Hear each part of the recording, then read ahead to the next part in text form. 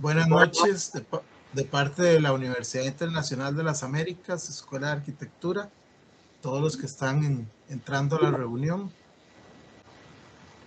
Queremos agradecerle a nuestro profesor Álvaro Rojas Quirós, que hizo el contacto con el arquitecto Gerardo Caballero de Rosario.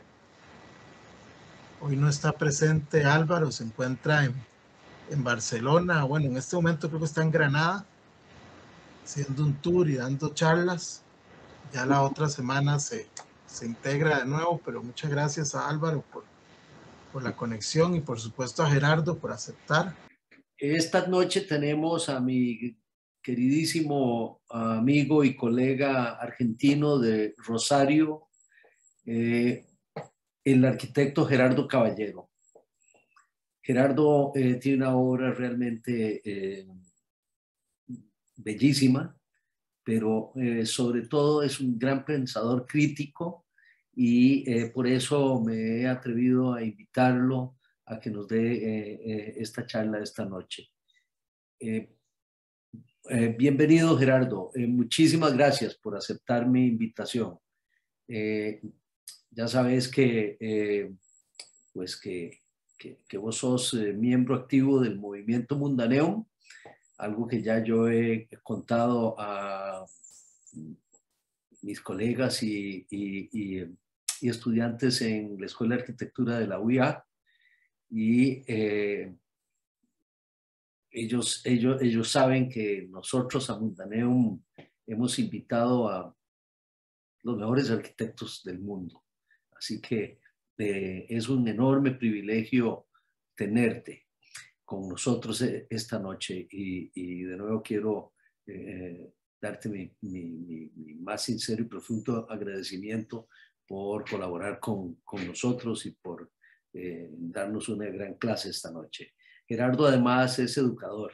Gerardo, te cuento que yo estoy en Barcelona enseñando un taller de diseño a estudiantes de Lituania y además daré unas charlas por acá en la Universidad Internacional de Cataluña y también en la ETSAC de Granada, así que no estaré presente, pero mi amigo, colega y compañero aquí en la Escuela de Arquitectura, Luis Alberto Monge, se encargará de grabar esta charla y enviármela apenas la suba en la YouTube y así poder yo escucharla. Además, por supuesto, estas charlas de estos seminarios Mundaneum que forman parte del programa de los cursos o de algunos de los cursos del programa de la carrera aquí en la escuela. Así que te mando un gran abrazo, muchísimas gracias de nuevo y ojalá que nos veamos pronto en persona. Esta pandemia nos ha separado, pero yo creo que nos ha dado grandes enseñanzas también.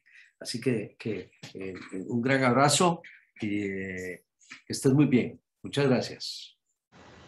Y bueno, voy a hacer una pequeña introducción. Gerardo Caballero estudia en la Facultad de Arquitectura de la Universidad Nacional de Rosario, trabaja en el estudio Chira Albano en Rosario y posteriormente en el estudio Corea Gallardo Manino con sede en Barcelona.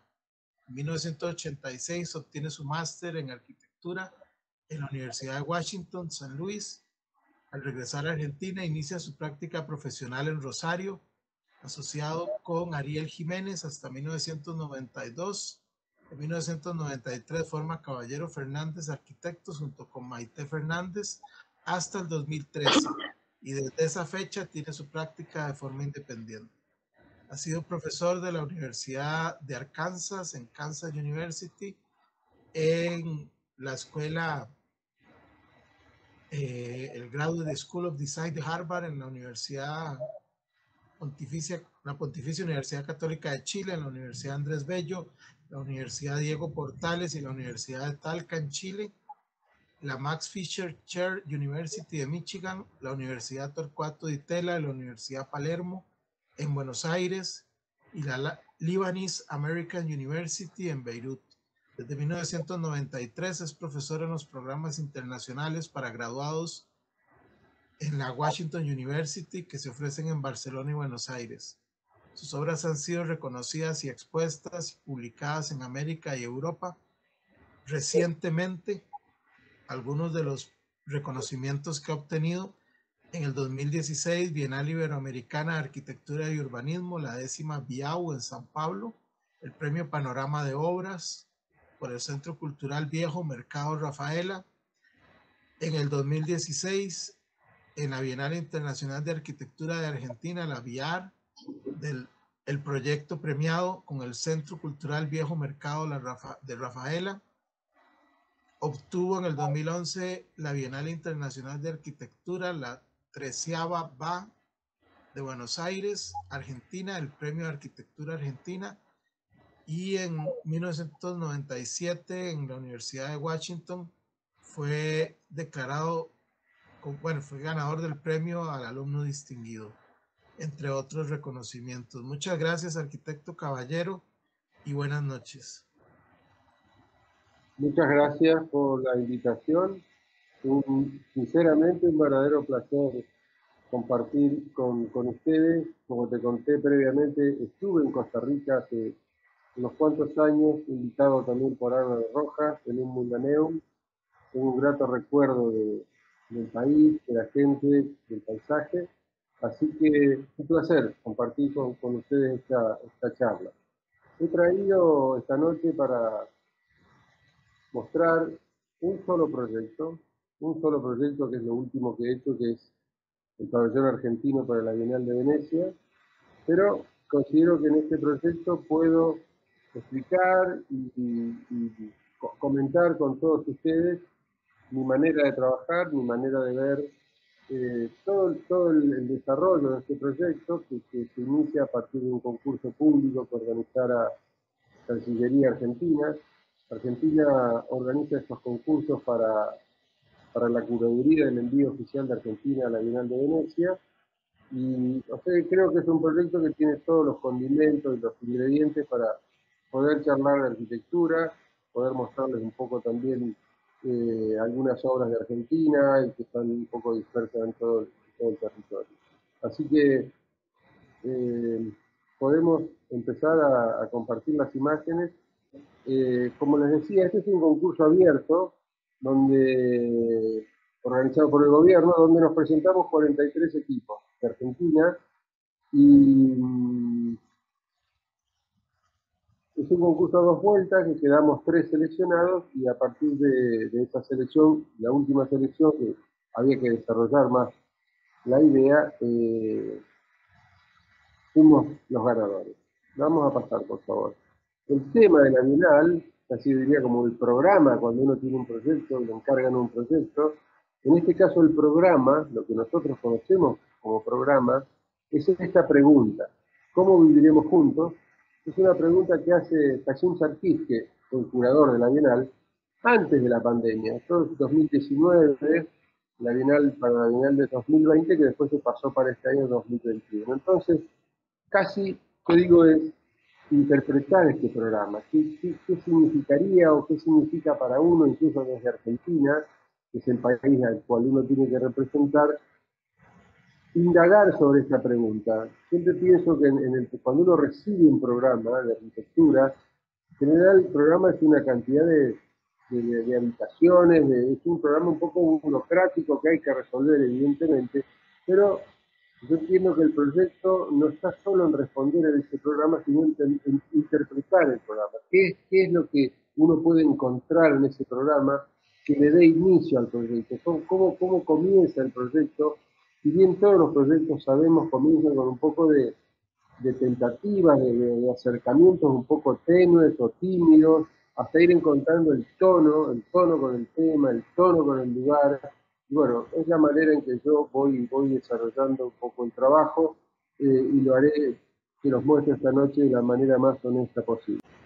Este es todo el equipo que trabajó en mi oficina en Rosario. Estoy con la arquitecta Paola Gallini y el resto del equipo, que son unos talentosos jóvenes de Rosario, con el cual desarrollamos este proyecto. Cuando uno dice cómo viviremos juntos, no sé, casi inmediatamente se vino a la mente la idea de la casa, ¿no? Vivir en una casa. Y todos pensamos, erróneamente, por lo menos como idea, que todos vivimos en una casa diferente, en una casa particular, esta es nuestra casa. Entonces es un poco lo que da inicio a este proyecto, pensar cómo viviremos juntos y cada uno de nosotros vive en una casa distinta y que nuestra casa termina en los límites de esas construcciones. He puesto estas viviendas populares argentinas que están dispersas en todo el territorio, también para ir poniéndole al proyecto el acento argentino, ¿no? ¿Qué tiene el pabellón que representa nuestro país y no fuera un pabellón que uno no supiera a qué país pertenece? Estas son fotos de unos colegas arquitectos bueno, que andan siempre por el territorio sacando fotos. Son los pueblos de Argentina, las primeras casas en los pueblos, que acá en Argentina se conoce como casa chorizo, porque es una casa que es la sucesión de un montón de habitaciones, que podría ser incluso, podrían extenderse aún más. Es casi una sumatoria de habitaciones, prácticamente todas del mismo tamaño. Y bueno, un poco ir mostrando nuestro país, nuestra cultura, nuestro conocimiento, nuestra educación, nuestra geografía, nuestro paisaje, nuestros métodos constructivos, también una manera de qué es lo que uno lleva a Venecia, ¿no? Qué es lo que uno lleva para compartir. Viajando por el país, esto es en el norte del país, casi el límite con Bolivia, esto es en Jujuy, y bueno, son todas estas casas que he ido fotografiando antes del pabellón. Esto, cuando uno viaja por el país va a encontrar estos fragmentos de viviendas que parecen casi como, esto es en el centro del país, esta vivienda que tiene un color rosa que es muy particular, porque el rosa es casi el primer color que hay en Argentina, a partir del primer color que sale de la mezcla de la sangre de los animales con la cal. Nuestra casa de gobierno en Buenos Aires se llama la Casa Rosada. Es decir, que el color rosa también podría ser algo característico de este pabellón. Y estas son estas casas que he ido, como les dije, esto es en la provincia de Córdoba, algunas en las afueras de Buenos Aires, o donde yo vivo, acá en Rosario. Es casi esta casa anónima, neutra, que tiene esta cantidad de habitaciones que se van repitiendo, y al final, pensado que uno cree que vive en una casa, pero al final es una casa infinita, que es la casa de la cual nunca vamos a poder salir y que es una casa inmensa, es la casa que todos compartimos y es el mundo. Entonces el pabellón de Argentina lleva esta idea, encuentra el título, que es la casa infinita, a partir de esta noción de que la casa que compartimos y es de todos, es el mundo. Una casa enorme, en la cual no la vamos a poder conocer toda en nuestra vida.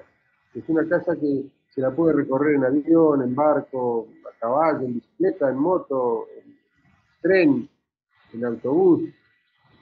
Y es una casa tan grande que he pensado que es tan grande que en momentos parte de la casa es en invierno y parte de la casa es en verano, que tiene patios inmensos con lagos y montañas. Entonces esta casa, y como digo, de la cual nunca vamos a poder salir, porque es la casa donde nacemos y es la casa donde nos vamos a morir. Y por supuesto, como toda casa, tiene lugares mejores que otros. Todos sabemos que hay lugares más interesantes, que están mejor mantenidos, que tienen mejor infraestructura, y hay una parte de la casa que está un poco desatendida, con poco mantenimiento. Entonces es un poco el reflejo o la interpretación del mundo. Estos son los barrios marginales de Buenos Aires, donde ya la casa podría ser, si uno abriera puertas unas con otras, una sola gran casa que se va superponiendo y es donde la gente al final termina viviendo juntos. Me gustan estas imágenes de pensar que la casa no es un objeto aislado, sino que es un montón de casas que al final van construyendo una casa más grande. Esto es en Buenos Aires, pero bueno, son fotos que se pueden encontrar también en otros lugares. Estas fachadas que a veces me interesa mostrar que no están hechas a partir de un dibujo o de una composición geométrica, sino simplemente de una necesidad interior de abrir ventanas donde se necesiten. Entonces esto da una cierta riqueza, la informalidad que tiene esta acción casi espontánea de la gente que habita las casas, estas aberturas que no están ni alineadas, donde el sistema constructivo está muy expuesto. Bueno, todo esto es lo que he querido llevar también o hemos querido llevar también a Venecia como parte de lo que es nuestra cultura argentina. Parte del pabellón, el pabellón que nos va a representar a todos. Es decir, hurgar, buscar en esta noción de cómo viviremos juntos, en estas imágenes, en estos territorios, en estas atmósferas urbanas que tiene Argentina en todo su territorio. Y también, por otro lado, encontrar algunas señales, por ejemplo, en el arte argentino, como esta pintura de Florencio Molina Campos, que ha retratado muy bien el paisaje rural argentino, el gaucho, las costumbres gauchescas. Ahí se ve este rancho que llamamos nosotros color rosa, algunas construcciones nuevas con unos materiales de telas plásticas, también color rosa. Empecé a encontrar en este color un común denominador para el pabellón. El arte argentino, como personas que han podido observar y ver nuestra cultura, por ejemplo, esta fotografía de Gustavo Fritegoto, que es un gran artista, fotógrafo, que retrata estos fragmentos de ciudad, o ya una figura internacional como fue Antonio Berni, que nació acá en Rosario, que retrata este paisaje urbano de los pueblos del interior de Argentina, con esta casa chorizo que se repite, esta casa tradicional que aparece siempre, muy presente, muy urbana, quizá incluso por nuestras raíces europeas o por los inmigrantes italianos que han venido, que le han dado una impronta muy urbana a todas estas construcciones. Todo esto un poco se ha ido llevando de la mano de las reflexiones a partir de nuestra idea de lo que sería esta casa infinita argentina. Siempre es interesante ver el cielo. Argentina es un lugar muy plano y siempre el cielo es muy presente. Un gran artista argentino como ha sido Lucio Fontana, con este concepto espacial, estos tajos que empezó a penetrar la tela, le he asociado con este trabajo que hacen los gauchos argentinos en el interior del país con los animales. Que saben que la carne acá es una comida muy común, hay mucha vaca en el campo. Y entonces, bueno, he asociado un poco este tajo de Lucio Fontana, que ha sido un gran artista, que nació también acá en Rosario, pero que después murió en Italia, era hijo de inmigrantes. También aparece el color rosa en la obra de Lucio Fontana. Y como la Bienal sucedía en Italia también, bueno, es como cuando uno va cocinando, uno va agregando ingredientes al proyecto, le va agregando cosas para que el proyecto empiece a tomar consistencia. Por favor, estas son prácticamente todas fotos que están en el catálogo del pabellón.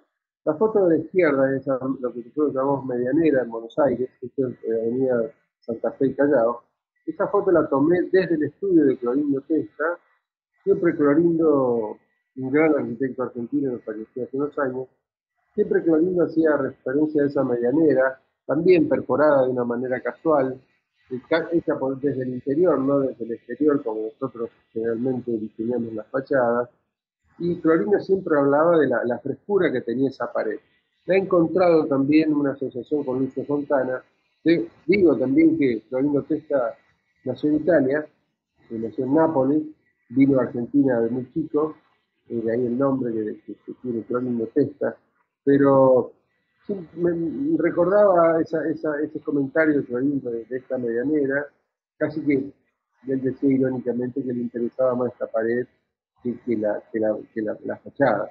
Encontré también en este trabajo de Lucio Fontana esta idea de la perforación del muro, la perforación casi violenta, según un tajo, con un punzón que uno hace estos tajos, que a su vez, en este caso es una cruz, pero si ustedes ven la medianera, también hay una especie de cruz con una ventana redonda en el centro. Y les hago un poco un viaje turístico, ¿no? Por el arte argentino, por las ciudades argentinas, unos dibujos de Paola Gallino, con esta idea de este collage de ciudades que se van mezclando, edificios, tramas, un gran artista argentino como José Solar, con esta ciudad casi anónima, de ventanas que se repiten, con esta impronta un poco Paul Klee. Bueno, todo lo que hemos podido llevar al pabellón de Argentina con todos estos personajes que han contribuido a construir nuestra cultura. Y esta es la presentación del primer tramo del concurso con el cual pasamos a la segunda instancia, que aparece el nombre de la Casa Infinita, ya como la idea del proyecto, y es una casa que se inicia a partir de la tradicional Casa Chorizo. Esta es la casa de la cual yo les hablé, que es una casa que repite habitaciones, de la cual se van cambiando los nombres de los usos, pero la habitación es siempre la misma. Así que el proyecto nace de esta planta casi neutra de habitaciones. Y a partir de esta planta bastante sencilla, hemos hecho un trabajo con las habitaciones, con la manera de desplazar la Casa Chorizo que se ve a la izquierda, moverla, conseguir una pared que pueda ir vinculando las habitaciones. Entonces, este dibujo y el que viene, acá se ven los elementos del concurso, que es esa maqueta hecha por mí de manera bastante precaria, la planta de la Casa Infinita ya dentro del pabellón de Argentina y una geometría mostrando esta pared. Con estos tres dibujos nosotros pasamos a la segunda etapa del concurso y ahora les voy a mostrar el desarrollo de esta idea o de este concepto o de este primera aproximación al proyecto. Ya acá estábamos bastante entusiasmados, un proyecto bastante sencillo desde el punto de vista constructivo, pero con una intención conceptual o teórica o una especulación teórica. Ya empezamos a desarrollar maquetas un poco en mejor fortuna, incluso ya la pared de esta rosa que se ve, ir buscando la manera constructiva, que podrían ser una especie de ladrillos de madera macizo. Este es mi estudio, ahí buscando el tipo de color. Hicimos dos tipos de pared, una es con el bloque completo, y ese panel que hay al centro, que es un panel, un sándwich de madera forrado, y bueno, ir produciendo una cantidad de elementos que pudieran conformar todo el envío argentino. Ya hay algunas mesas de trabajo, y todo este material lo pusimos en una maleta, en una valija, como se dice acá. Ahí está el bloque, ahí están las malas. Y fuimos a Buenos Aires con esta maleta. Y la presentación del proyecto, la segunda parte, no fue una presentación por PowerPoint, sino directamente con un mago, sacar de la maleta las cosas, los elementos que iban a conformar el pabellón argentino. Básicamente, la idea del proyecto es esta pared, que habíamos pensado en hacerla con una estructura de madera, un tipo balloon frame, y forrarla en ambas caras con una madera, con un panel MDF de 10 milímetros. Y esto es ya ven ustedes que la pared no tiene comienzo ni fin, es decir, que esto podría ser más largo o más grande, depende del lugar que uno tenga disponible. Entonces es un proyecto que es casi un fragmento de algo infinito, de algo mucho más grande. No tiene un acento ni al comienzo ni al final. Esto se interrumpe porque el pabellón físico de Argentina tiene una medida, y bueno, todo esto tiene que ir sorteando una serie de columnas, una serie de estructuras, paredes que hay en el pabellón. Bueno, unos dibujos míos de un poco cómo imaginaba el ambiente del pabellón. Hay que considerar que esto era antes de prepandemia, yo imaginaba el pabellón lleno de gente, recorriendo esta especie de esta idea de esta casa infinita, de lo que sería esta pared, que es siempre la misma, que es siempre igual, que va recorriendo todo el pabellón. Ahí vieron que En estos dibujos hay mesas, hay gente alrededor de las mesas. Ahora les voy a explicar un poco cómo llega esta idea de estas mesas y estas camas para la casa del instituto. Como es la Bienal de Arquitectura, pensábamos que teníamos que llevar obras de arquitectura. Y como era cómo viviremos juntos, hicimos una curaduría de la obra argentina para llevar solamente proyectos de vivienda colectiva, es decir, proyectos donde también se comparte. Quizás en esta tipología de viviendas colectivas, el primer edificio de vivienda colectiva ha sido lo que nosotros llamamos acá el conventillo, que era donde llegaban los inmigrantes y vivían todos juntos. De cómo viviremos todos juntos, de cuando se vivía alrededor de un patio todos juntos, muy alejado de esta casa individual que comentaba al comienzo. Y acá hay una serie de ejemplos que les voy a mostrar, no los voy a aburrir, de obra que no se ha construido, pero que ha sido importante, como estas viviendas sociales de Vladimir Acosta o aquellas primeras de Amancio Williams, viviendas que, como ya se ve, tenían todo un interés social, con el medio ambiente, con el asoliamiento. Hay tres categorías en esto, que son viviendas que nunca se ha construido, pero que para mí han sido muy importantes. Es un proyecto de Fujo Solsona y equipo, en el año 57 en La Boca, en Buenos Aires, una planta extraordinaria, un edificio muy contemporáneo, muy moderno para la época, muy avanzada, donde ya la vivienda colectiva estaba testeada a partir de estos proyectos que eran muy sugerentes. Entonces, toda esta curaduría un poco muestra, este es un proyecto de Rosenbach de Ciudad acá en Rosario, también por un concurso, esa matriz de la manzana argentina, de la ciudad argentina, de esta matriz española, del bloque urbano. En su momento me han llamado la atención. Y hay una serie de proyectos de los años 70, muy importantes, como por ejemplo el monobloc de los años 60 y 70, el monobloc en la ciudad de Salta, en el norte de Argentina, esta idea corbusierana, de toda la influencia que tiene Latinoamérica y Sudamérica, el movimiento moderno, obras que han sido emblemáticas en el sentido que han planteado el tema de la vivienda colectiva. El monobloque en Posadas, en Misiones, que acabo de venir de dar una charla ahí, un extraordinario edificio colectivo con terrazas, una obra maravillosa, este pequeño gran edificio que está en Misiones, en Posada, casi en el límite con Brasil y Paraguay. Así que un poco también llevar obras de todo el país, no solo de las zonas más conocidas, sino intentar recorrer todo el país, que es muy rico en ese aspecto, por ejemplo, este edificio de Antonio Bonet en Mar del Plata, cuando Bonet vino a Argentina y estuvo un tiempo. Han sido todas obras que nos han marcado a nosotros todo el trabajo de Togo Díaz en la ciudad de Córdoba, esta arquitectura de ladrillo, que es muy conocida acá en Argentina. Hemos elegido un solo proyecto de él, de los tantos, de los muchos que ha hecho. Así que en el pabellón argentino no van a ver ni casas, ni hospitales, ni parques, ni escuelas. Este gran edificio de Clarindo Testa en Buenos Aires, que son estas terrazas, son edificios de los años 70, pero donde ya hay toda una preocupación por el medio ambiente, por lo sustentable, por rescatar los patios argentinos. Y dentro de esta categoría de emblemáticos, hemos agregado, si bien es un proyecto ya más contemporáneo, este proyecto en Rosario de Rafael Iglesias, un amigo que falleció hace unos tiempo, pero este edificio de Altamira, que también es un edificio que a los apartamentos se entra a través del balcón, cuestiona un montón del status quo de este tipo de edificios de vivienda colectiva. Así que este edificio de Rafa lo hemos yo personalmente colocado en esta categoría de edificios emblemáticos todo el tema de la estructura, cómo se van apoyando sobre vigas. Es un edificio muy interesante de Rafael. Definitivamente una gran obra de arquitectura que ha sido mundialmente reconocido y premiado, y que si un día vienen a Rosario tienen que verla.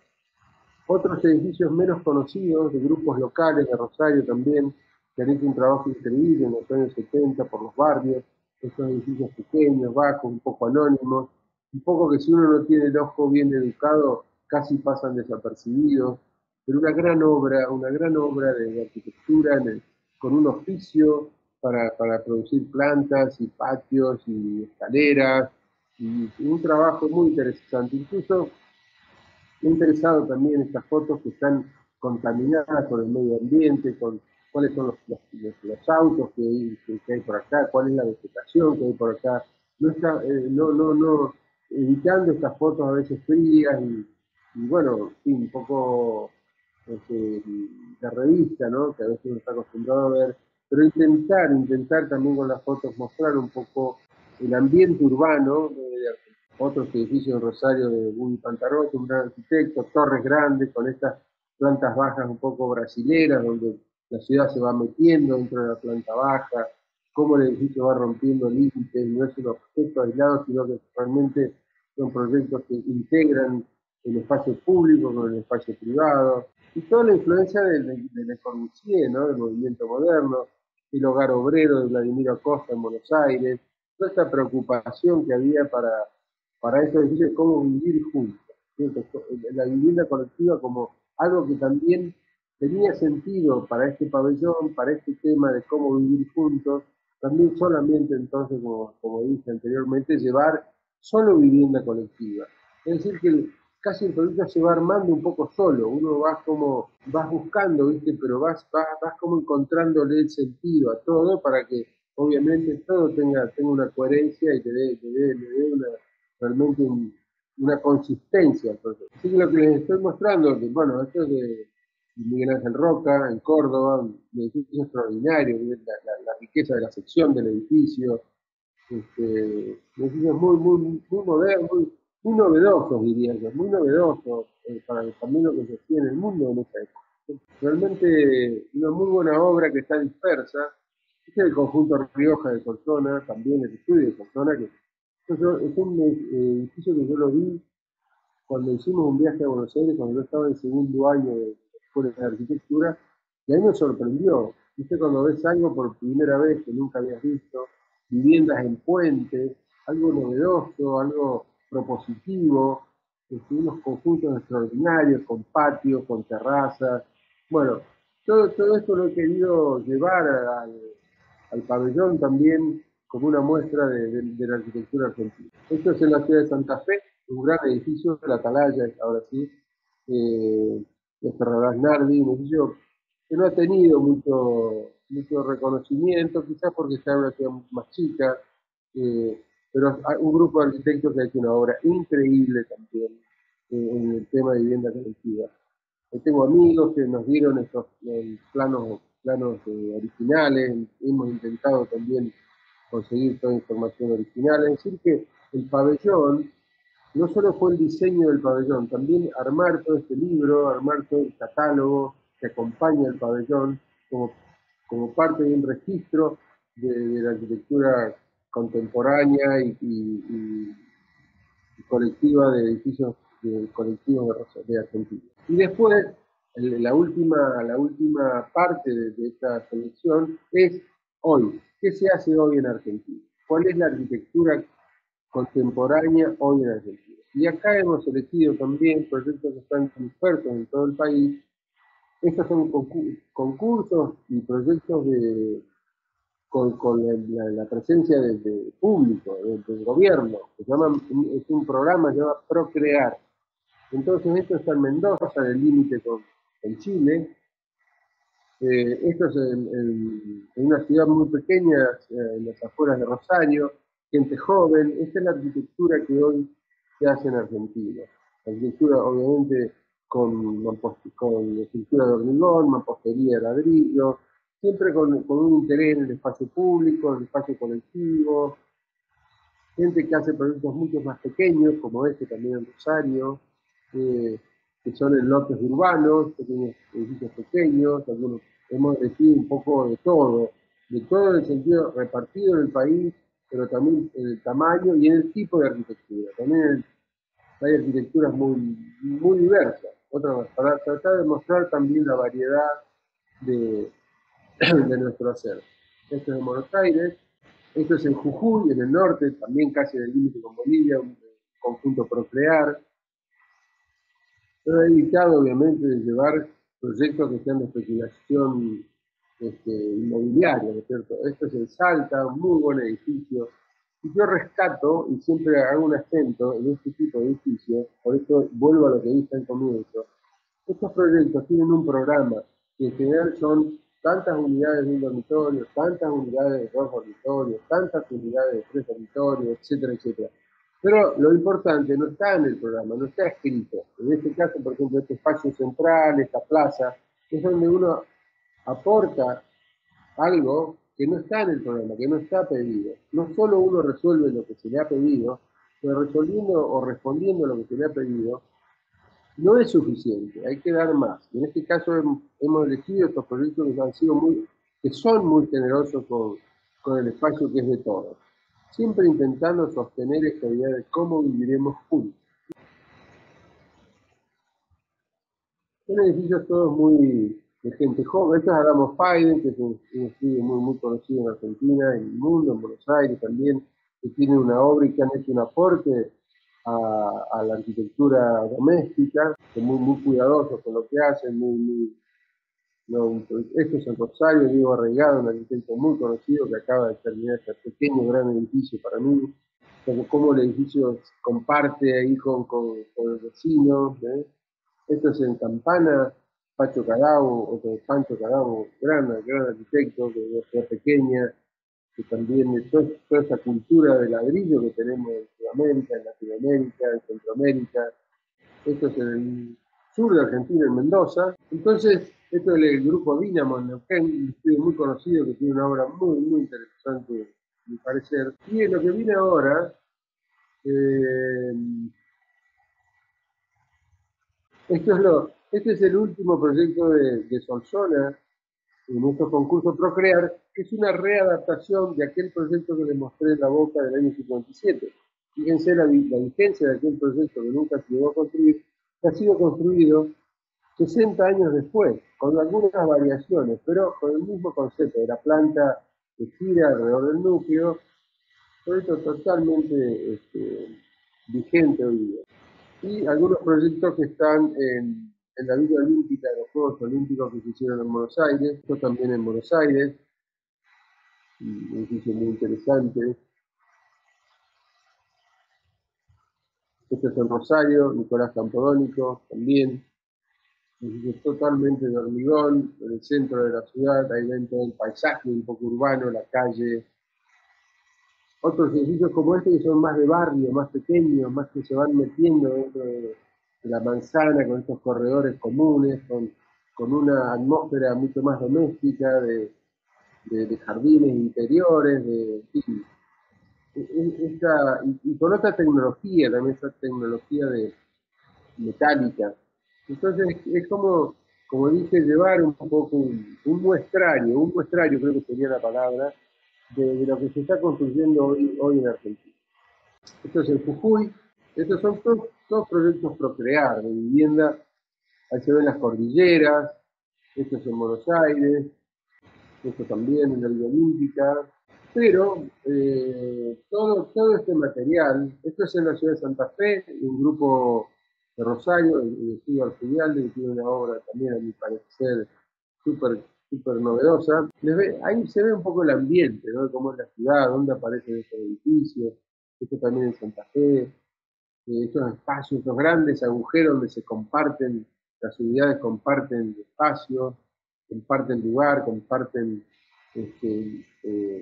espacios comunes, escaleras, terrazas. Esto es en Rosario, son unos pequeños edificios que están haciendo unos grupos de gente más joven, gente de 35 años, que están haciendo estos edificios en los lotes urbanos de Argentina que generalmente tienen 8 o 9 metros de ancho.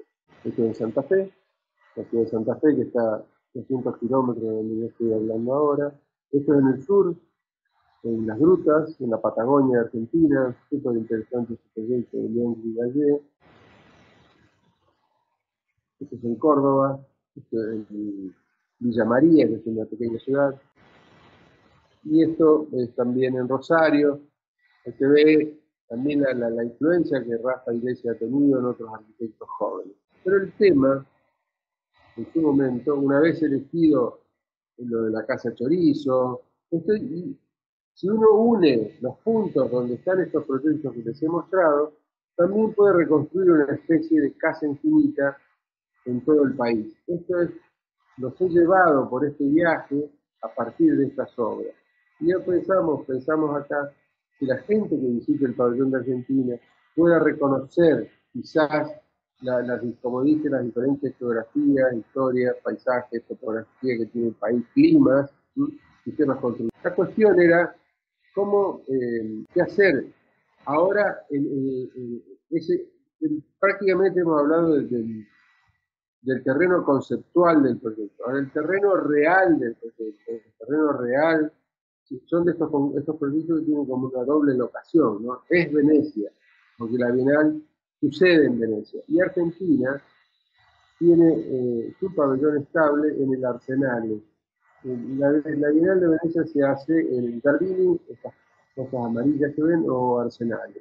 Argentina tiene su pabellón en el Arsenal. Este año yo llegué a Venecia 15 días antes de que iniciara la Bienal para colaborar en el montaje del pabellón. Una novedad para esta ciudad es encontrar una ciudad sin turistas, una ciudad vacía, lo cual es un gran lujo, un gran privilegio, porque no es fácil caminar por la Piazza San Marco con este ambiente, ¿no? Sin turistas, donde uno realmente tiene un contacto con la arquitectura, con el espacio, que realmente ha sido un privilegio estar esto fue en mayo, que yo viajé, el 21 de mayo se inauguró la Bienal, pero bueno, días previos, dando vueltas por la ciudad, pudiendo disfrutar de este silencio. Toda la ciudad, era otra imagen, no muy común obviamente, porque es una ciudad que está totalmente abigarrada de turistas. En este caso estaban los locales y los que estábamos en la Bienal. Y esta es la entrada del Arsenal. El Arsenal es el lugar donde se fabricaban los barcos, los venecianos fabricaban los barcos, que han sido muy famosos obviamente, llegaron a tener la embarcación más rápida que corría por los mares, por los océanos, y este es el astillero, ¿no? Y ese astillero, la instalación del astillero, es donde hoy se realizan las bienales, la de arte y la de arquitectura, que van un año superpuesta una con otra, un año de arquitectura, otro año de arte. Una vez que uno entra al astillero, al arsenal, como se llama en italiano, ya está el ambiente de la bienal. ¿Cómo viviremos juntos en el 2021? Una bienal esperada con mucha expectativa por el tema del COVID, que se suspendió un año, entonces, bueno, estábamos todos ahí un poco ansiosos, y el tema que se ve como resignificado, ¿no? ¿Cómo viviremos juntos ahora, después de esta pandemia que nos había ocurrido? Y un poco los pongo en el tema. Y este es el pabellón de Argentina, es el bloque que está ahí a la izquierda, en la planta baja, esa puerta con esas dos ventanas, es un espacio que mide 15 por 45 metros, y en la planta alta está el pabellón de Sudáfrica. Es un evento interesante. Este es el pabellón de Argentina. Esto es lo que recibimos como el espacio físico concreto.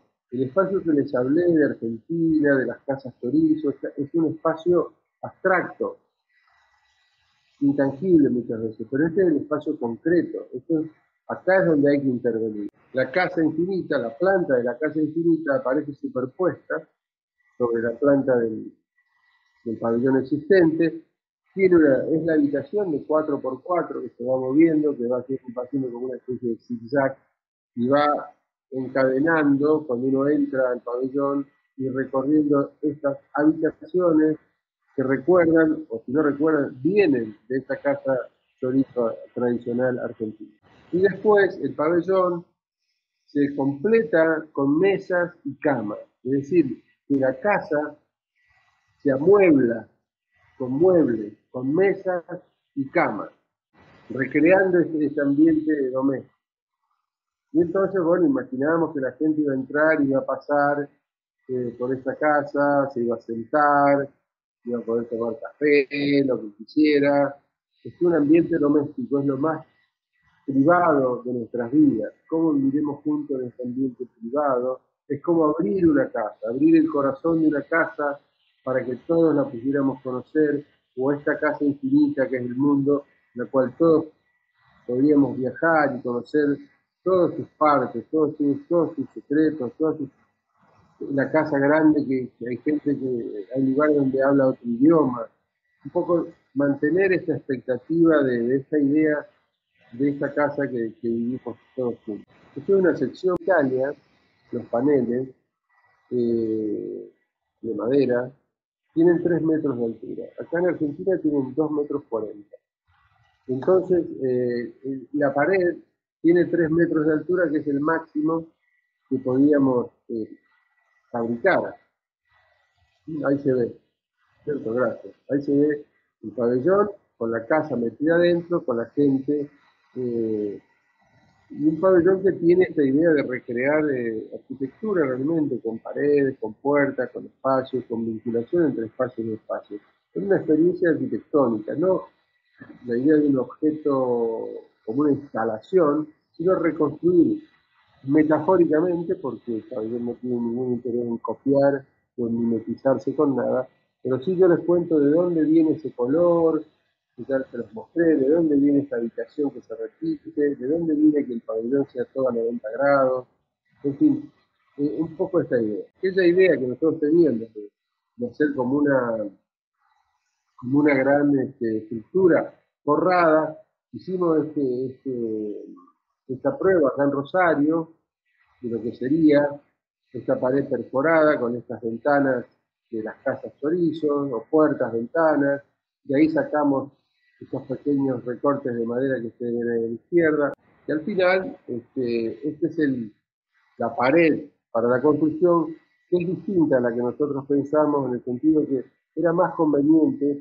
diseñar un panel, que es que mide 50 centímetros, 3 metros de alto, y que se repite 244 veces. Entonces, la pared esta que yo les cuento tiene más de 100 metros de largo, pero tiene más sentido porque este panel que se repite se puede repetir al infinito.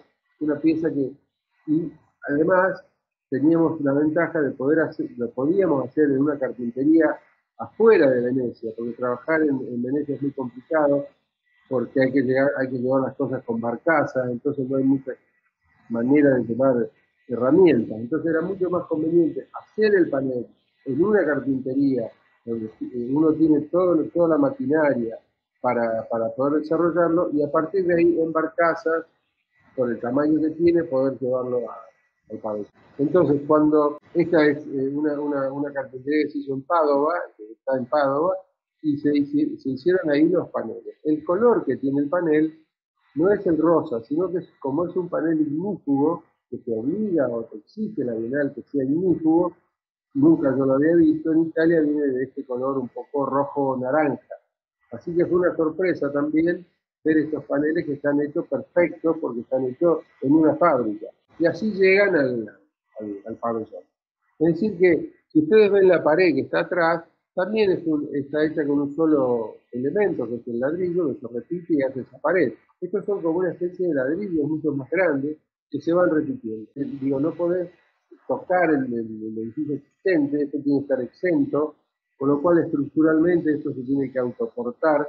Eso se consigue con la geometría de la planta, del proyecto. Se van montando, tienen alguna serie de refuerzos que lo van atando, y ya va apareciendo un poco la casa. Bueno, como toda cosa que uno hace y aparece y la va viendo, y te aparecen sorpresas inesperadas, que depende cómo uno mira, la pared se hace más transparente que el documento, y la ansiedad que uno tiene, obviamente, que empieza a sacar fotos y a entusiasmarse con el proyecto, se va montando. Me ha parecido interesante esta idea de un panel que, incluso en un momento yo pensé que el primer panel y el último panel podían ser diferentes, pero esta idea de que es un solo elemento que se repite, así como la casa chorizo es un solo elemento de habitación que se repite, esta idea de repetir hacia el infinito.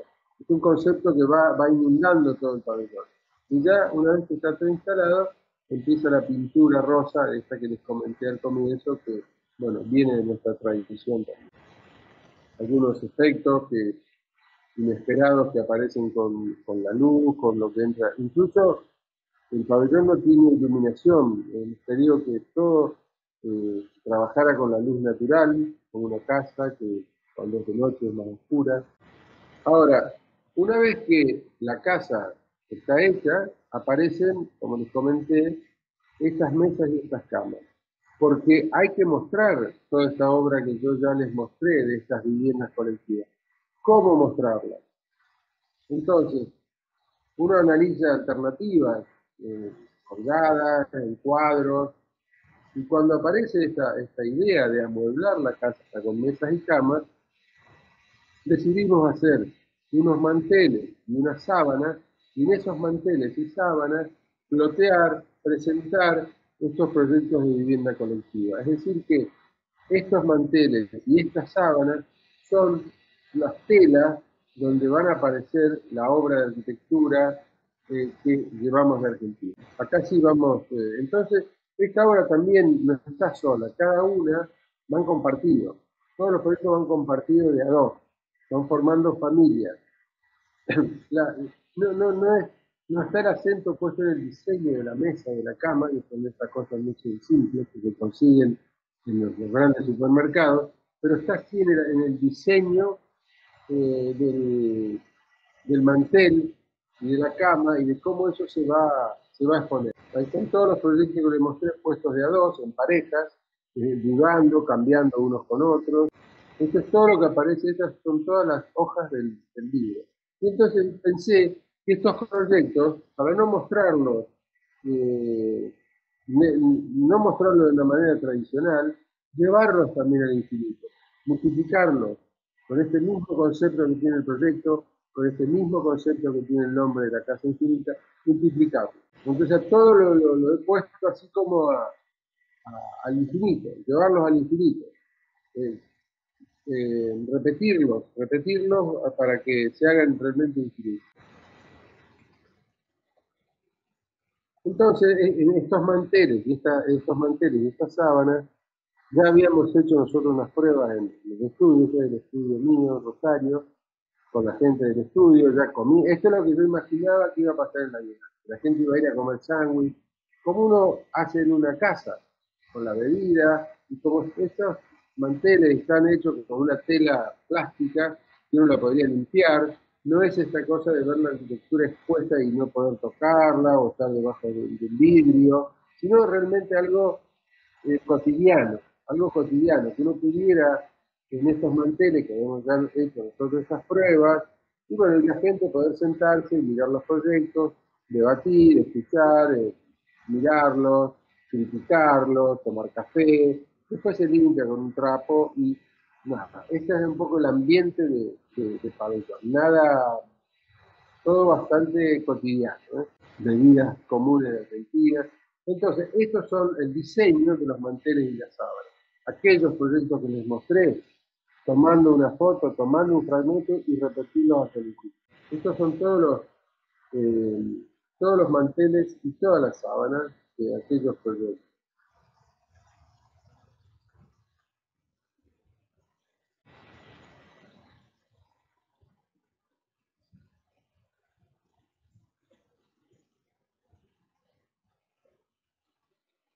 Al final son los que hacen de estos manteles como unas estampas, ¿sí? Esas estampas que una vez se encuentran cuando va a estas casas o con flores o con geometrías.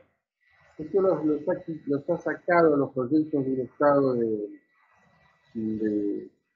de quietud para llevarlos a un estado que tuviera también, porque en la vivienda colectiva se repiten muchas cosas, se repiten puertas, se repiten ventanas, se repiten baños, se repiten cocinas, se repiten escaleras. Entonces, son proyectos de repetición constante, con variaciones de repetición. Así que esta era un poco la idea de tener una foto, decir quién es el proyecto, dónde está, quién lo hizo, en qué año, pero después está ese trabajo. Y ahora, esto fue también cuando uno va desarrollando una idea, uno se va encontrando con, como dije, ¿no? Uno no tiene previamente un prejuicio a dónde va a llegar el proyecto, dónde estas ideas pueden a dónde pueden arribar. Yo creo que sí tengo en claro qué es lo que no hay que hacer, pero muchas veces uno no sabe qué hacer, pero sí qué es lo que uno no quiere hacer. Yo creo que teniendo ya eso en claro, uno puede buscar otras opciones, como en este caso, cómo exponer la obra, por ejemplo, ¿no? Esta es una pregunta, ¿cómo se expone la obra? Y bueno, uno analiza alternativas, esto sí, esto no, sé que esto no lo quiero. Es una manera de trabajar que va evaluando posibilidades, ¿cierto? Va evaluando alternativas, va chequeando situaciones, hasta que va encontrando que esta idea, por ejemplo, en este caso, ya estas mesas en sí son casi otro proyecto dentro del proyecto, con lo cual lo van haciendo el proyecto también bastante infinito, porque el proyecto va abriendo otras puertas donde uno puede entrar a esas habitaciones conceptuales o a esos lugares que le permiten que la idea, aquella idea original, que ya ha quedado atrás, es decir, la idea ya desapareció, ahora estamos hablando de un proyecto, de cómo todo eso se ha ido desarrollando. El proyecto comienza, como todos los proyectos creo yo, casi de una manera intangible, ¿no? Inconmensurable, como algo que está en el aire, es esa parte de la arquitectura que es inconmensurable, como decía Kant. Después el proyecto se hace mensurable, se hace tangible, entra en el mundo de lo concreto, de lo constructivo. Y estos dos mundos que tiene nuestra profesión, el mundo de lo abstracto y el mundo de lo concreto, están siempre interactuando unos con otros. Por supuesto que está el mundo de las ideas, por supuesto que está el mundo de la teoría, por supuesto que está el mundo de la especulación intelectual, pero después empieza el mundo de lo concreto. Y entonces acá, por ejemplo, Paola Gallino, que me acompañó ya estamos desplegando los manteles en el pabellón. Es decir, ahí está la casa, ya se amuebló la casa, ya aparecen los manteles y las camas, y ahí ya está el proyecto listo por una cuestión de COVID, no pudimos poner las sillas para que la gente se sentase, la gente tiene que pasar por la casa. Si uno entra y dice, ¿de dónde aparece esta pared color rosa? ¿Qué son estas habitaciones? ¿Qué son estas mesas? ¿Qué son estas camas? Yo les he contado un poco a ustedes de dónde ha venido todo esto. Es casi contar una historia de un viaje que ha comenzado allá al inicio, con aquella pequeña casa, y ahora ya está instalado en Italia, en Venecia, con la vivienda colectiva, con los manteles, con la repetición, y cómo el proyecto, una vez construido, comienza a establecer o a construir a su vez otro proyecto con lo existente. Una casa muy sencilla, como yo creo que son las casas, es una casa muy, yo digo, aparecen los primeros visitantes, con esta pequeña ventana que se va repitiendo como en aquellas casas que mostré. Después hay una especie hay una mesa que hemos llamado nosotros la mesa infinita, que es donde se hace cuenta todo el proyecto. Esta es la foto, quizás la imagen que más me gusta, en el sentido de casi una sucesión de habitaciones, una casa infinita, que uno nunca llega a ningún lado, se va pasando en este trayecto. Y después lo he visto esto como, esta es una foto que es un montaje de varias fotos. Pero claro, estando ahí en Venecia esos días, uno empieza como también ver la ciudad de otra manera. Es decir que esta repetición de ventanas, esta especie de aquel dibujo de Suiz solar, estas paredes que se van superponiendo, uno ves que esto quería mostrar un poco esto porque uno empieza a ver Venecia como esta pared, como esta pared, esta casa infinita realmente, que se va repitiendo con sus ventanas, incluso aparece el color rosa, aparece una ironía, ¿no? Llevar una cosa de acá y después al final en todo el pabellón aparece la casa infinita, la mesa infinita, que es la mesa que cuenta todo el proyecto. Así que al final del pabellón hay una mesa que resume de dónde viene todo este proyecto. están los catálogos, están lo que explican. Esta es la casa donde aparece todo el proyecto, la planta, todas estas casas que mostré.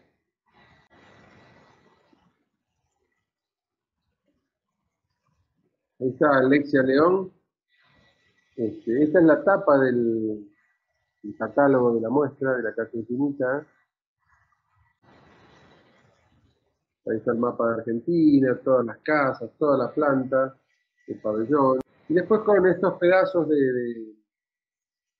pequeños pedazos de madera, uno podía jugar en esa mesa y los chicos podían hacer sus propios proyectos también, con estas casas, que uno podía superponer, tomar esto, ponerlos en la mesa y que la gente fuera y jugase, hiciera sus propios proyectos, sus propios edificios a partir de esta casa, ¿no?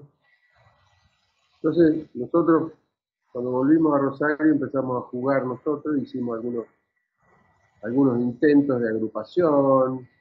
Es un juego, es un juego para que la gente pudiera entretenerse. ¿Qué hacer repitiendo un elemento como este? Entonces hicimos acá en Rosario algunas pruebas. Todo es muy lúdico. Que cada uno hiciera lo que hace. Algunos han hecho edificios circulares. Estos son bloques que son todos ya acá el proyecto ya había entrado en otra sintonía, que esta casa infinita que ahora se había convertido en un juego. Entonces, por eso dije que lo que dije hace un rato, que el proyecto va como que no termina nunca, como uno parece que ya está terminado, se abre otra ventana, se abre otra puerta, y uno puede continuar.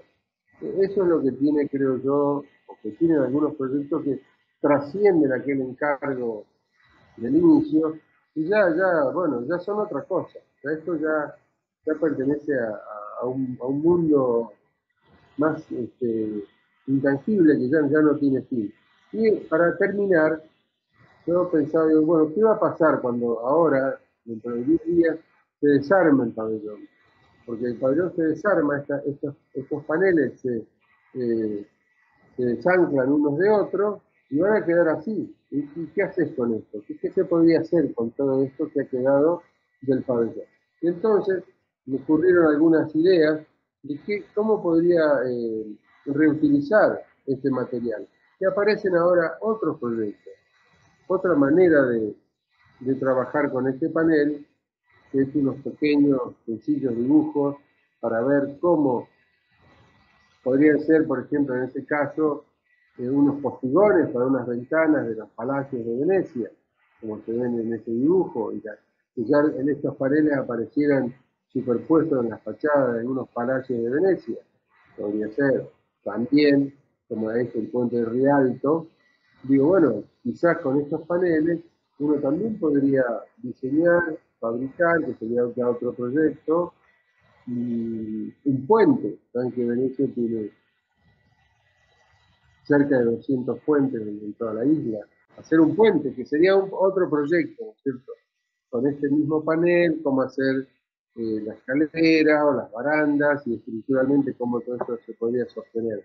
Vuelve el proyecto a abrir nuevamente otra posibilidad, otra alternativa, otra idea de cómo esta casa se va ya transformando en otra cosa.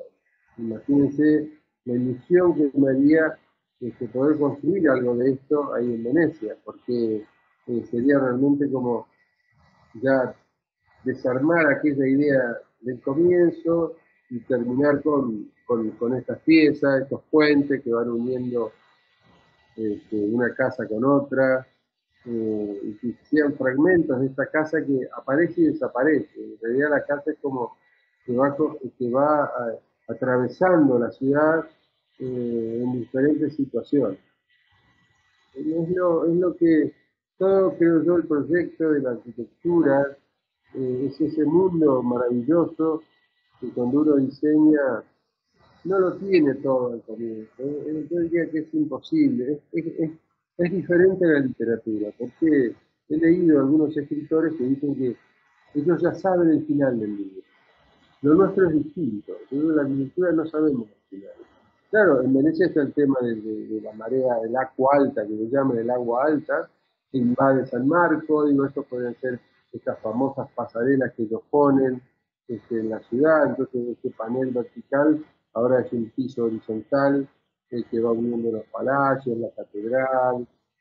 Y acá es donde yo creo que cualquier proyecto, te devuelve eso, te devuelve ese inesperado, porque jamás se me ha ocurrido que esto pudiera terminar así esto terminaría fantástico si pudiera construir algo de esto y a partir de esto pudiera aparecer otra cosa más, que no sé todavía cuál sería, pero esto es casi aquellas fotos de estos lugares sin gente, con esta casa, chorizo, ahora de venida en pasarela, para gente, parece todo como una incongruencia, pero yo creo que es lo que el trabajo nuestro muchas veces puede tener, en el sentido que uno busca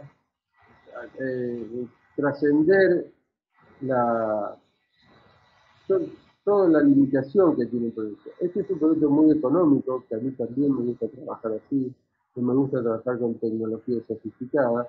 Es una cosa muy sencilla, pero es muy ambiciosa desde el punto de vista conceptual, de intentar que el proyecto no quede cerrado, y aquella casa que yo les comenté al comienzo, que es cerrada, que tiene estas habitaciones de 4x4, bueno, aparecer, hay muchas de estas pasarelas en Venecia que es para gente discapacitada, silla de ruedas, estas rampas que van también sobre los puentes existentes, que me parecía que podía ser un buen uso también de este material, porque uno de los temas de la Bienal es que después hay que llevarse todo este material, y uno no sabe qué hacer con todo eso.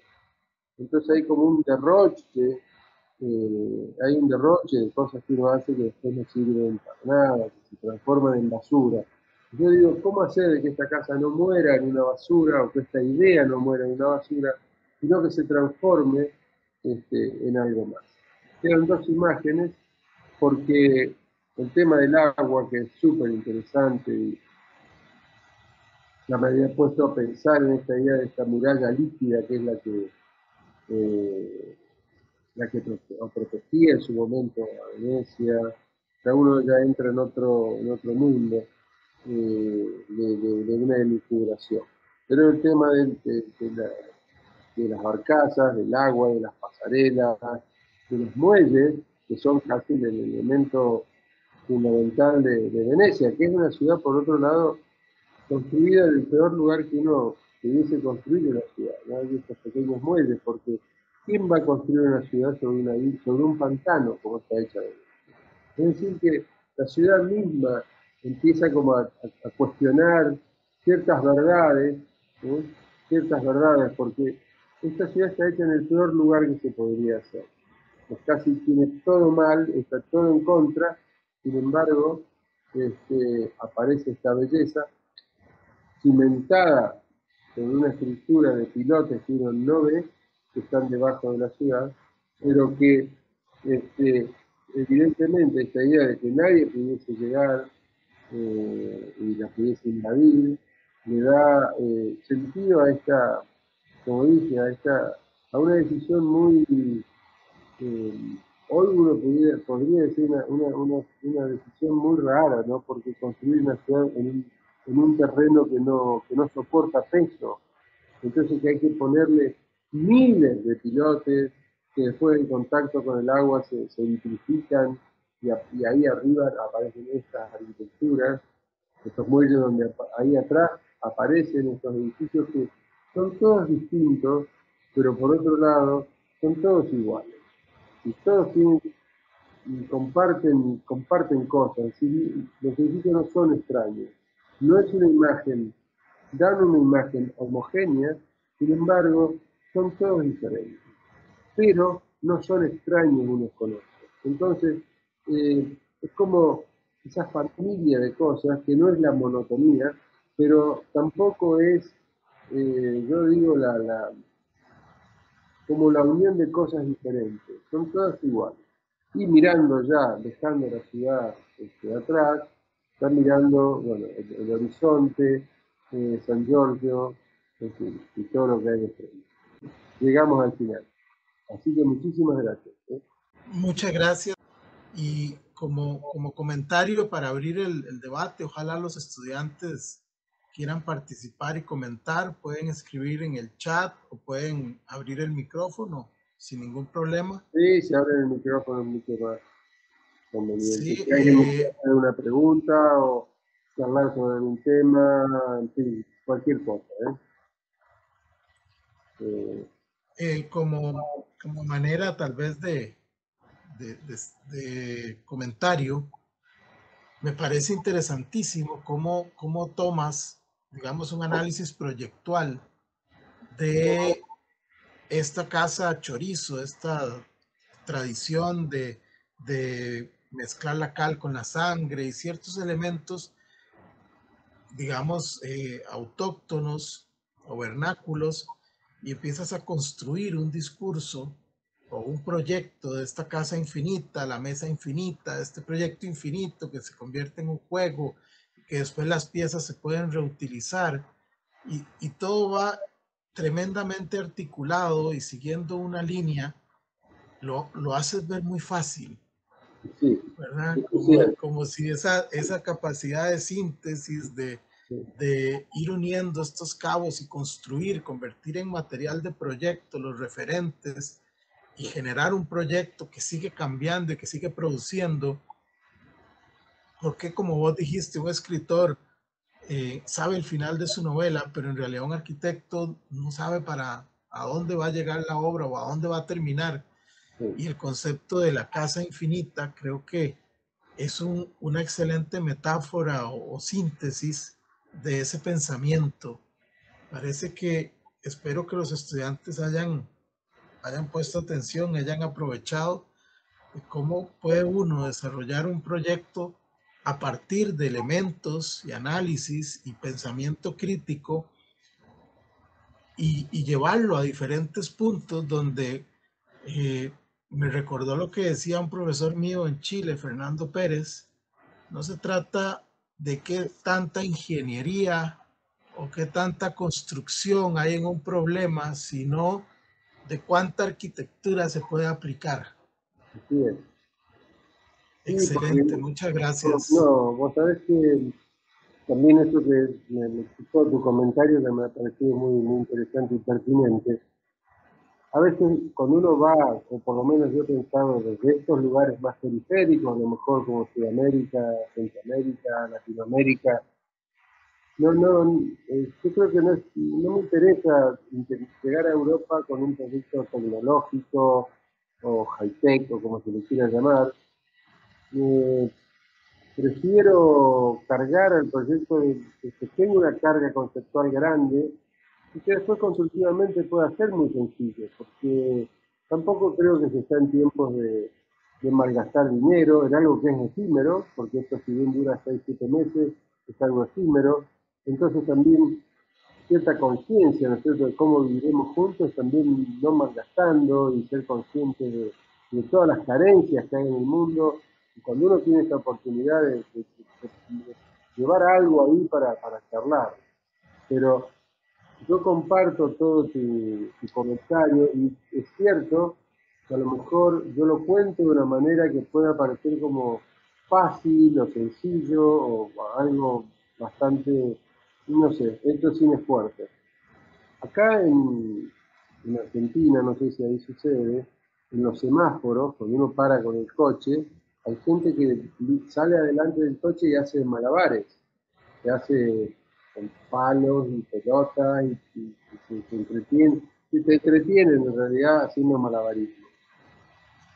Y hace unos años pensé que la arquitectura habría que hacerla así también, teniendo todas esas cosas en el aire, ¿no? Y esas cosas he pensado que eran el presupuesto, el programa, las restricciones, ¿no es cierto? El lugar, las normativas urbanas, en fin, son todas cosas que en la medida del terreno, las exigencias. Y estas personas hacen todo un juego y tienen todo en el aire y parece sencillo. Entonces, claro, lo más fácil para mí es jugar con una sola cosa y evitando el resto. Pero yo creo que los proyectos tienen que ir incorporando, mientras más cosas incorporen, más ricos van a ser. Y tratar ¿viste? Sí, obviamente, como cualquier actividad, más uno la hace, más fácil le sale. Es decir, uno, más que fácil te sale el ejercicio de hacer algo, ¿no? Como en este caso es diseñar, en otros hay gente que hace, no sé, hace panes, otros tocan un instrumento, pero yo creo que el hecho de la práctica, de ejercitar algo con tiempo, también va facilitando las cosas. Y bueno, nada, como dije, la palabra juego, yo creo que hay que jugar en el buen sentido. La palabra juego puede sonar como peyorativa muchas veces, pero intentar alternativas y ahí, a partir de ahí sí crear el juicio crítico del que hablas, porque uno dice esto sí, esto no, no hay que tenerle miedo al error, porque si no hay error, uno tiene que ir equivocándose para ir encontrando el camino correcto. Entonces uno llega a lo correcto a partir del error. Así es, excelente ese resumen. Buenas noches, ¿me escuchan? Sí, Orlando. No te vemos, no los veo, pero bueno. Es que estoy desde una computadora de escritorio. Ok. Mi pregunta es, ¿cree que el proyecto refleja la idea conceptual, aunque se haya eliminado ciertos elementos como las sillas por asuntos de COVID? Sí, mira, ahí hay un tema que más allá de este proyecto, en arquitectura, yo cuando estudiaba arquitectura, primer año te daban una casa pequeña, segundo año 2 casas apareadas, tercer año una escuela, el cuarto año, no sé. Y siempre me pareció que se pensaba el tema de la arquitectura por una cuestión del tamaño. Si más pequeño era más fácil, más grande más complejo. Pero en realidad, lo complejo de la arquitectura pasa por la cantidad de obstáculos que uno pueda sortear, ¿no es cierto? Y el inicio del proyecto, en la escuela de arquitectura acá, nos decíamos, bueno, tenés que tener una idea. Si no tenías una idea, no podías hacer nada. Entonces, como no te venía la idea, no sé, no sabías cómo comenzar. Pero la idea, o la idea conceptual, por ejemplo, que Orlando recién decía, simplemente te ayuda como a desarrollar, como ¿viste? A desempolvar algo. Pero después esa idea se tiene que convertir en proyectos, porque si la idea no desaparece, en definitiva, el proyecto queda preso de esa idea. La idea te da, bueno, empieza como a desarrollar algo, pero después la idea va a ir desapareciendo a medida que el proyecto se vaya desarrollando. Es un punto clave para mí en la enseñanza y en el hacer de la profesión. Y como me dijo un gran arquitecto en España hace mucho tiempo, si la idea no muere, el proyecto no nace. Y esa es una gran frase que mal entendida puede ser complicada, pero bien entendida, el proyecto tiene que desaparecer, la idea tiene que desaparecer para que el proyecto aparezca, porque un proyecto no es una idea, un proyecto nace de una idea, pero después, como dije, la idea es algo abstracto, algo intangible, pero el proyecto es algo concreto. Y el trabajo tiene ese viaje que arranca de eso intangible o abstracto, pero después entra en un mundo de lo real, de lo concreto. Y ahí es donde el proyecto tiene que hacerse presente. No creo específicamente que porque hayan faltado sillas o eso lo haya... Por supuesto me hubiese encantado que la gente viviera esta casa de una manera más informal, como sentándose y eso, pero bueno, no creo que eso sea relevante. Hay un comentario en el chat. Buenas noches, muy interesante la charla. Usted comenta que a veces cuando se va construyendo el proyecto se encuentran sorpresas con elementos que dan una perspectiva interesante. ¿Alguna vez le ha pasado que se note algo que no le agrade?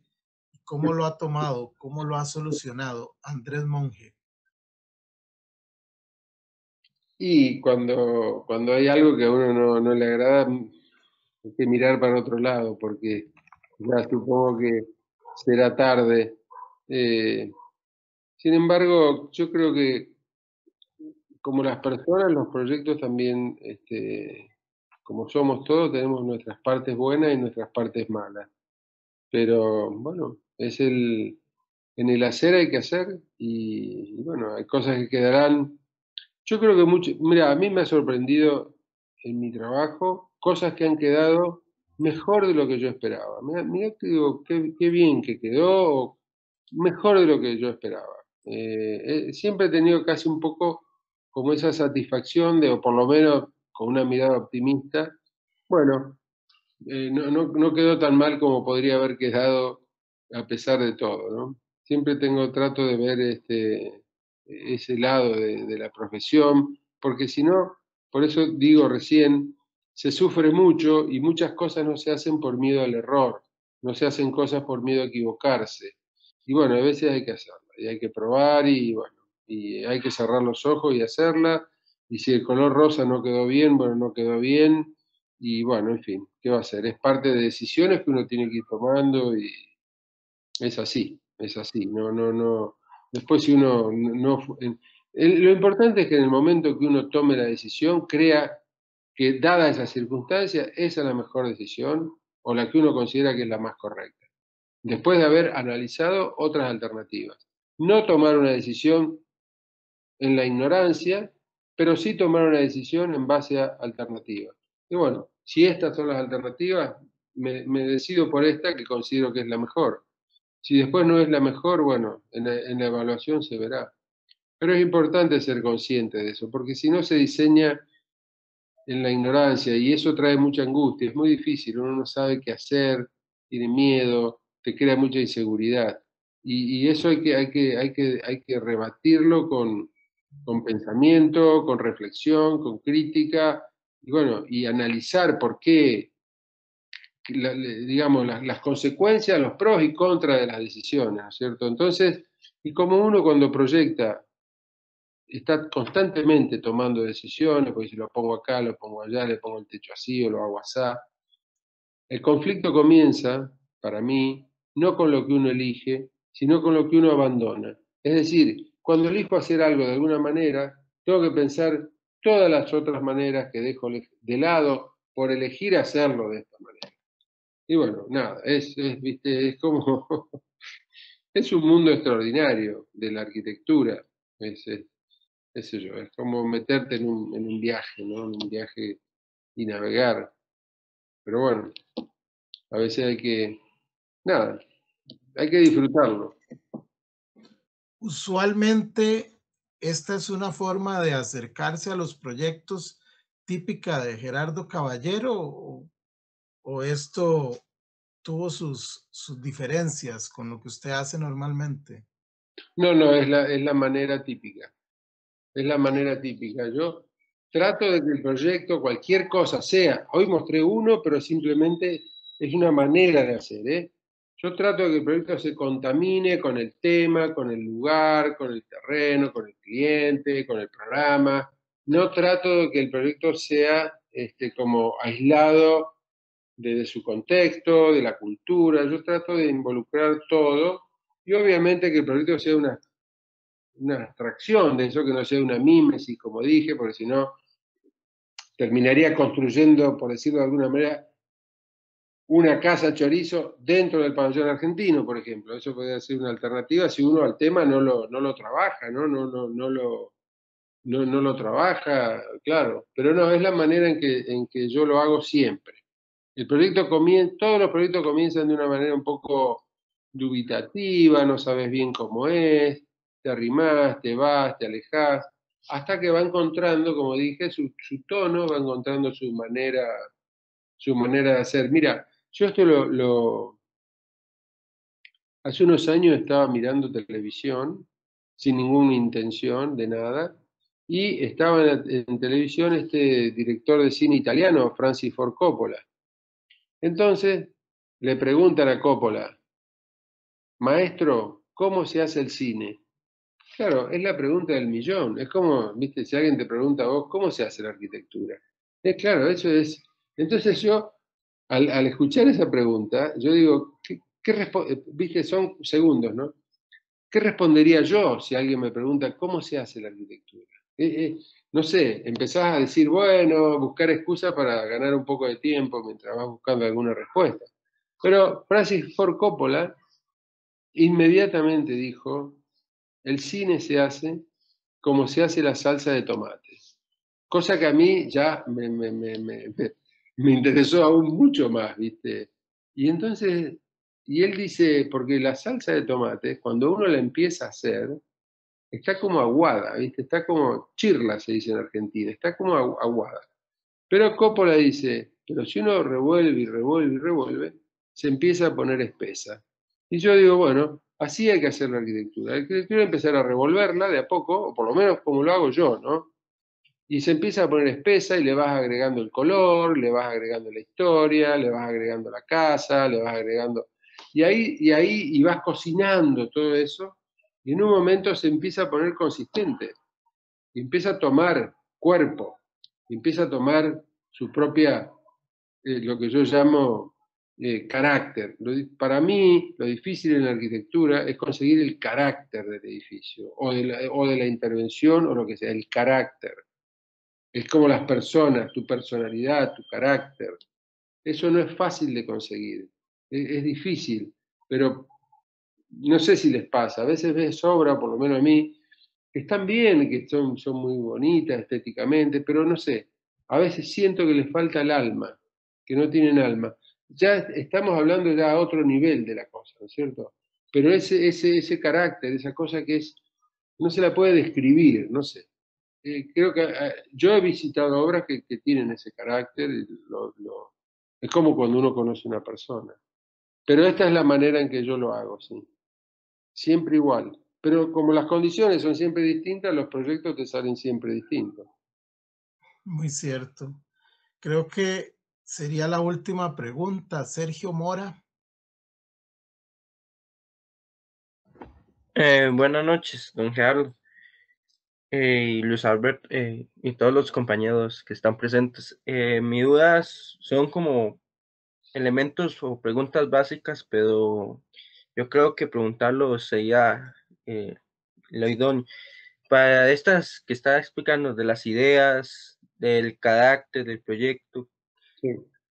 digamos, uno puede evolucionar el proyecto, la idea y dejar el proyecto, la idea atrás y hacer el proyecto solo, o es mejor un conjunto, digamos, ya sea dos arquitectos, un ingeniero, un arquitecto o varios para evolucionar esa idea, ya, digamos, dejar, porque la idea es de uno, entonces cuesta mucho a veces dejarla, eso me ha No, pasado, sí, sí. entonces ocupo ya sea un profesor o incluso una opinión familiar como estética del proyecto para, digamos, elevar la calidad. Claro, claro, Y, claro.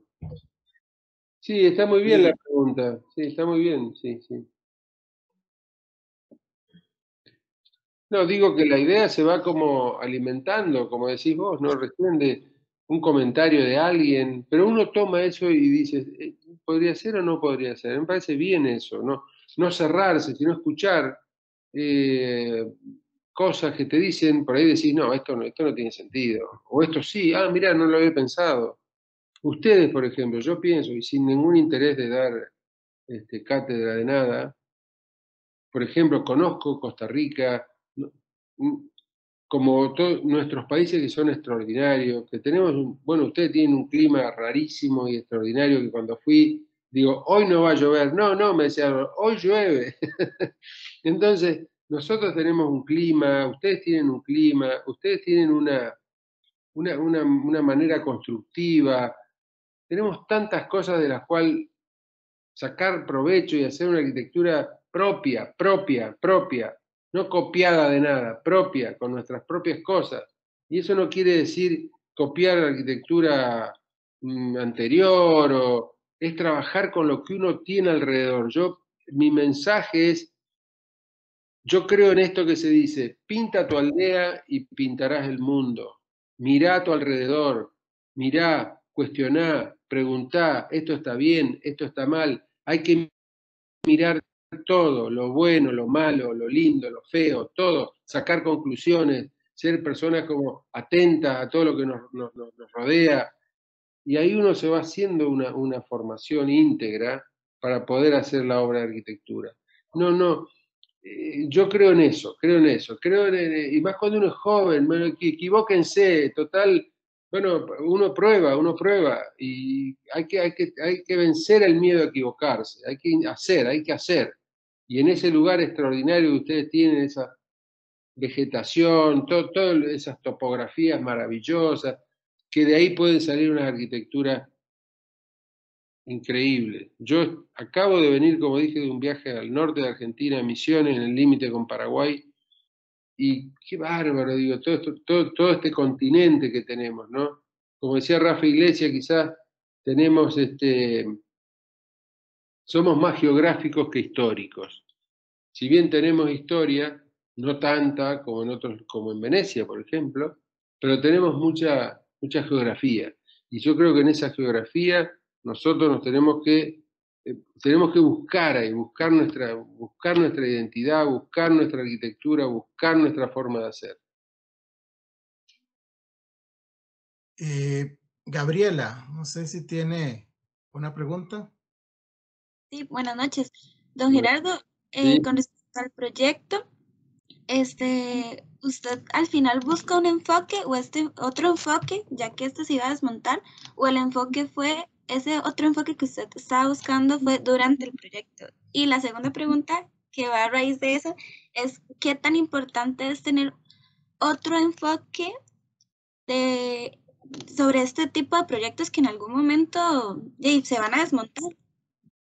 Sí, digamos, viste, el tema que el proyecto se vaya a desmontar, ya es parte del proyecto. Es decir, yo no he pensado, siempre he pensado que como esto se iba a desmontar y que son proyectos, como dije, un poco efímeros, tampoco me interesa malgastar mucho dinero en algo que después no desaparece. Entonces, por mi forma de hacer, siempre hago una arquitectura bastante económicamente discreta o modesta o como sea, que yo me siento también, bueno, me siento cómodo con esa manera. Ahora, eso es parte del proyecto, entonces uno lo tiene que hacer, así como este panel tiene una medida que es bastante sensata para llevarla arriba de una barcaza para que llegue a Venecia, nada. Pero después sí pensé, ¿qué podría hacer con estos paneles? Si los desmontara y me los dieran y me dijeran, porque yo he pensado, no me los puedo traer a Argentina porque sería costosísimo, ¿y para qué, no? Traerlos en un camión, más vale los puedo fabricar acá nuevamente.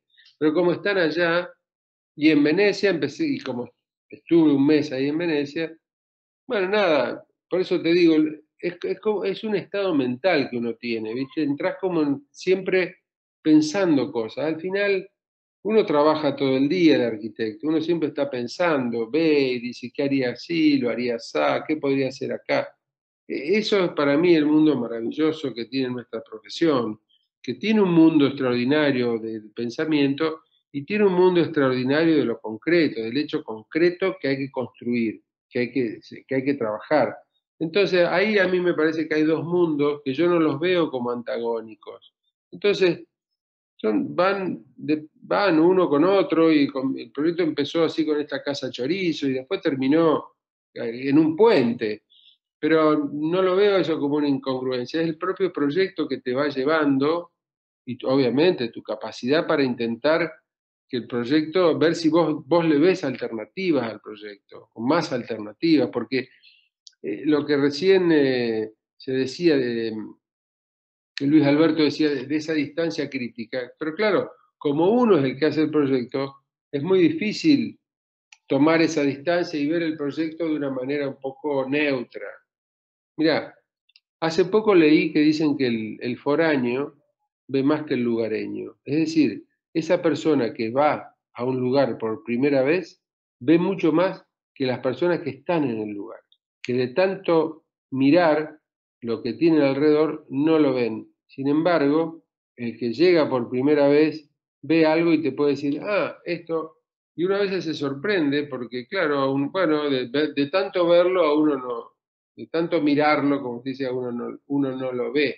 Pero bueno, yo creo que es un poco, no sé, el proyecto obviamente que sirve, vos, por ejemplo, ahí en la Escuela de Arquitectura, ustedes hacen proyectos, pero tenés que tener en claro, para mí, que el proyecto es una excusa para hablar de arquitectura, para hacer un training en la arquitectura, no es para que uno haga el mejor, bueno, uno hará lo mejor que puede, pero la finalidad del proyecto es confrontar temas de arquitectura, hablar de arquitectura, exponerse ante alternativas, es como investigar, ¿viste? Es como trabajar, investigar. Imagínate si los investigadores llegan al éxito a través de los errores, de cosas que probaron que no funcionaron y que los ha hecho retroceder y buscar otra alternativa, y así van llegando a las cosas. Y nosotros muchas veces, hablo por mí, queremos tener una idea y con esa idea construir el proyecto, y se terminó. Es muy difícil eso, es muy difícil anticipar y tener todo lo que uno piensa que el proyecto va a hacer. Es imposible. Entonces hay que hacerlo, ¿no? Hay que trabajar y nada, y entusiasmarse y que eso Mira, por ejemplo, el Bhagavad Gita, que el Bhagavad Gita es como la Biblia hindú. Y tiene una frase que dice, todo trabajo que se hace con preocupación por el resultado tiene una calidad muy inferior a ese trabajo que se hace sin ese interés. Aquel trabajo que se hace de una manera... Entonces, ¿por qué los chicos dibujan bien? Los chicos chiquitos, te digo, los hijos, ¿viste? Porque los chicos no tienen un interés en hacer un dibujo lindo o bueno. Los chicos dibujan, se divierten, se entretienen, se quedan sin un color, agarran otro, te hacen un ojo grande, un ojo chico. Toda esa frescura uno la va perdiendo. Entonces, cuando uno dibuja o cuando uno proyecta ya, no investiga esas alternativas que te da y está siempre pendiente de cómo te va a quedar, me va a quedar bien, me va a quedar mal. Claro, es difícil entrar como en un modo en que uno, no digo desinteresadamente, pero desinteresadamente, no sé si les ha pasado. A veces te sale un dibujo o algo hermoso cuando estás pensando, no sé, estás en otra cosa, estás relajado. Yo siempre tengo una charla donde muestro, por ejemplo, esta canción brasilera Garota de Ipanema, de Vinicius donde Vinicius y Jobim, esta mira qué chica más linda, esa es la canción, ¿no? Yo se lo decía, siempre hablábamos con Rafa, estas dos personajes están sentados en un bar, están trabajando, pero no están en un estudio de grabación, queriendo hacer un hit o una canción mundial. No, están en un bar, tomando cerveza, viendo a esta chica que está pasando todos los días por la playa. Entonces, eso estar alerta y decir, che, mira qué cosa más linda que viene y que va. Eso es para mí. Es decir, no están pensando en otra cosa, están pensando en lo que tienen que estar pensando y por ahí ven una posibilidad, ven algo, es algo que lo tienen enfrente de los ojos y que muchos están mirando lo mismo y no lo ven, Entonces uno tiene que ver si uno puede ver eso. Yo digo en este caso eso, por eso digo, ¿qué uno puede ver en un programa, cuando a uno le entregan un programa, qué uno puede interpretar de ese programa, qué uno puede ver de un terreno, de un solar, no sé cómo le llaman ahí, cuando uno tiene que hacer un edificio? ¿Qué es lo que te llama la atención? Claro, bueno, hay mucha intuición, hay gente que más la tiene, menos la tiene, pero eso también se ejercita, Muchas gracias, Gerardo. La verdad es que esta es la mejor forma de cerrar la charla con este comentario que hiciste. Te agradecemos mucho, sabemos que es muy tarde. Ha sido un verdadero placer, ojalá los pueda visitar y ojalá. Si vienen por Rosario también me lo hacen saber y nada, acá estaré. Muchas gracias y buenas noches a todos. Y Gerardo, de verdad, muchísimas gracias. No. Creo que esta charla nos ha ayudado muchísimo. Gracias a ustedes. Gracias a ustedes. Les mando un fuerte abrazo. Igualmente, un abrazo y buenas noches.